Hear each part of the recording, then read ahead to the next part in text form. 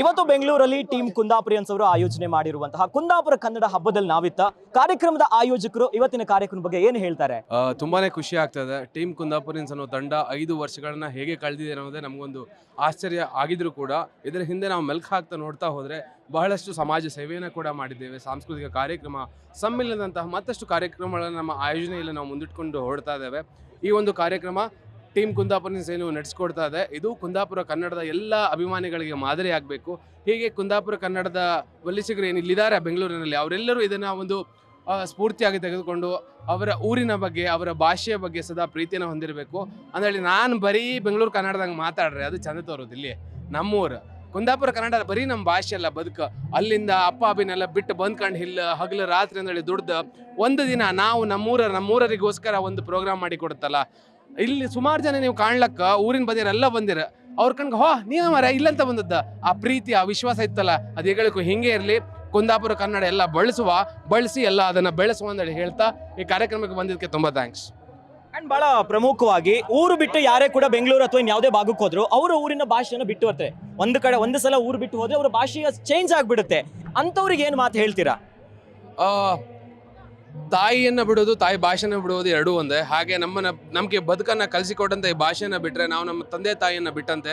ಆ ಕೆಲಸ ದಯವಿಟ್ಟು ಯಾರು ಮಾಡಬೇಡಿ.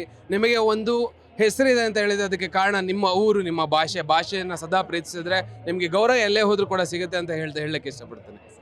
ಭಾರಿ ಖುಷಿ ಆಯಿತು. ಅಂತಕ್ಕಂತಲ್ಲಿ ಹೇಳಿದ್ರೆ ಈಗ ಬೆಂಗಳೂರಲ್ಲಿ ಎಲ್ಲರೂ ಒಬ್ಬೊಬ್ಬರು ಒಂದೊಂದು ಬದಲಿ ಇರ್ತಾರೆ, ಎಲ್ಲರೂ ಡಿಫ್ರೆಂಟ್ ಪ್ರೊಫೆಷನಲ್ ಇರ್ತಾರೆ. ಅವರೆಲ್ಲರೂ ಅಂತ ಸೇರುವಂಥ ಒಂದು ಹಬ್ಬ ಇದು. ಮತ್ತು ಒಂದ್ಸಲ ಊರಿಗೆ ಬಂದು ಹೋಯ್ತು ಅನ್ನುವಂಥದ್ದು ಒಂದು ಫೀಲ್ ಅದು ಕ್ಯಾರಿ ಆಗ್ತಾ ಇತ್ತು ತಲೆಯಲ್ಲೇ. ಜನನೂ ಅಷ್ಟೇ ಜನ ಬಂದಿರಿ. ಬಿಕಾಸ್ ಕಳೆದ ವರ್ಷ ಇಷ್ಟು ಜನ ನಾವು ಎಕ್ಸ್ಪೆಕ್ಟ್ ಮಾಡಿರಲಿಲ್ಲ, ಬಟ್ ಈ ವರ್ಷ ಎಕ್ಸ್ಪೆಕ್ಟ್ ಮಾಡಿದಿತ್ತು. ಬಿಕಾಸ್ ಈ ವರ್ಷ ನಾವು ಇನ್ನೂ ಗ್ರ್ಯಾಂಡ್ ಮಾಡ್ಕೋ ಪ್ರೋಗ್ರಾಮ್ ಅಂದರೆ ಇಲ್ಲಿ ಟೀಮ್ ಕುಂದಾಪುರಿಯನ್ಸ್ ಅವರು ಅರೇಂಜ್ ಮಾಡೋದು. ಈ ಸಲ ಅಡಿಷ್ನಲ್ ಗೇಮ್ಸ್ ಎಲ್ಲ ಆ್ಯಡ್ ಮಾಡಿದ್ರು, ಮತ್ತು ಜನನೂ ಅಷ್ಟೇ ಇದ್ರು. ನಮ್ಮದು ಕಂಠ ಕುಂದಾಪುರ ಅಂತ ಹೇಳ್ಬಿಟ್ಟು ನಮ್ಮದು ಕಾರ್ಯಕ್ರಮ ಬೇರೆ ಇದ್ದಿತ್ತು. ಸೊ ತುಂಬ ಖುಷಿ ಆಯಿತು. ಸೊ ಇದೇ ಥರ ಕಾರ್ಯಕ್ರಮಗಳು ಬೆಂಗಳೂರಲ್ಲಿ ಆಗ್ತಾ ಇರಬೇಕು.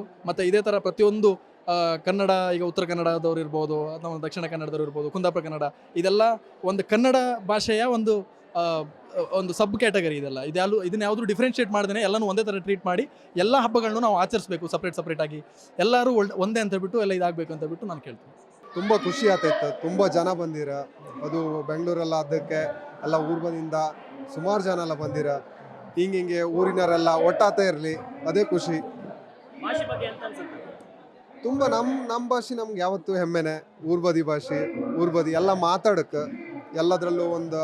ಈಗ ಇಲ್ಲಿ ಬಂದ್ಕೊಂಡು ಅದು ಹಾಗೆ ಹಿಂಗೆ ಬೆಂಗಳೂರು ಕನ್ನಡ ಮಾತಾಡಲಿ, ಹಾಗೆ ಊರ್ಬದಿ ಸಿಗ್ದಾರ ಕೂಡ ಊರ್ಬದಿ ಮಾತಾಡಲಿ. ಊರ್ಬದಿ ಭಾಷೆನ ಹೆಚ್ಚೆಚ್ಚು ಬಳಸ್ಕೊಂತ ಇರ್ಕ. ನಂಗೆ ಭಾರಿ ಖುಷಿ ಆತಿತ್ತು. ನಾವು ಊರಾಗೆಲ್ಲ ಏನು ಆಟ ಬೆಳ್ಕೊ ಬಂತು, ಅದೇ ಥರ ಇಲ್ಲೊಂದು ಫಂಕ್ಷನ್ ಎಲ್ಲ ಮಾಡ್ತಿದ್ರು. ನಾವು ಬೆಂಗಳೂರಿಗೆ ಬಂದ್ರ ಮೇಲೆ ನಮ್ಮದು ಆಟ ಇದೆಲ್ಲ ನೆನಪು ಇರತ್ತೆ. ಈ ಥರ ಫಂಕ್ಷನ್ ಆದರೆ 4 ಜನಿಗೆ ಈಗಿನ ಮಕ್ಕಳಿಗೆಲ್ಲ ಓದತ್ತೆ ಯಾವ ಥರ ಏನು ಎಂತಂದೇಳಿ. ಮತ್ತು ನಮ್ಮ ಭಾಷೆ ನಮ್ಗೆ ಹೆಮ್ಮೆ. ನಮ್ಮದು ಊಟದ ಬಗ್ಗೆನೂ ಅಷ್ಟೇ. ಈ ಕೊಚ್ಚಕ್ಕಿ ಗಂಜಿ ಈ ಥರದೆಲ್ಲ ಬಗೆ ಈ ಥರ ಎಲ್ಲ ಬೆಂಗಳೂರೆಲ್ಲ ಕಾಣ್ದು ಎಷ್ಟು ಸಮಯ ಆಯಿತು ನಮಗೆ. ಈ ಥರದೆಲ್ಲ ಉಂಡು ಒಂದ್ಸಲ ಊರು ನೆನಪಾತು ನಮಗೆ. ನೋಡಿದ್ರಲ್ಲ ವೀಕ್ಷಕರೇ, ಇವತ್ತು ಬೆಂಗಳೂರಿನ ಬಸವೇಶ್ವರ ನಗರದ ಸುತ್ತಮುತ್ತ ಹೊಯ್ಕು ಬರ್ಕು ಉಣಕ ತಿನಕ ಪಣ್ಕ ಗಮ್ಮತ್ತು ಗಜಾಲ್ ಎನ್ನುವಂತಹ ಕುಂದಾಪುರ ಕನ್ನಡ ಭಾಷೆ ಇವತ್ತೆಲ್ಲೆಡೆ ಸಾರ್ತಾ ಇದೆ. ಬಹಳ ಖುಷಿಯಾಗುವಂಥದ್ದು ಅಂತಂದರೆ ಇಲ್ಲಿನ ಆಚರಣೆ, ವಿಚಾರಣೆ, ಕಟ್ಟುಪಾಡುಗಳನ್ನು ಪ್ರದರ್ಶನ ಮಾಡ್ತಾ ಯುವ ಪೀಳಿಗೆಗೆ ಇವೆಲ್ಲ ಸಂಸ್ಕೃತಿ ಹೋಗಬೇಕೆನ್ನುವಂಥ ನಿಟ್ಟಿನಲ್ಲಿ ಟೀಮ್ ಕುಂದಾಪುರಿಯನ್ಸ್ ಅವರು ಇವತ್ತು ಅದ್ಭುತ ಕಾರ್ಯಕ್ರಮವನ್ನು ಹಮ್ಮಿಕೊಂಡಿದ್ದು ಬಂದಿರುವಂಥ ಎಲ್ಲರ ಮನ ಗೆದ್ದಿದೆ. ಕ್ಯಾಮ್ರಾ ಪರ್ಸನ್ ಗಿರಿಬಾಬು ಜೊತೆ Akhilesh Dabbekatte, guarantee news, Bengaluru. Guarantee news, ಸುದ್ದಿ ಖಚಿತ, ನ್ಯಾಯ ನಿಶ್ಚಿತ.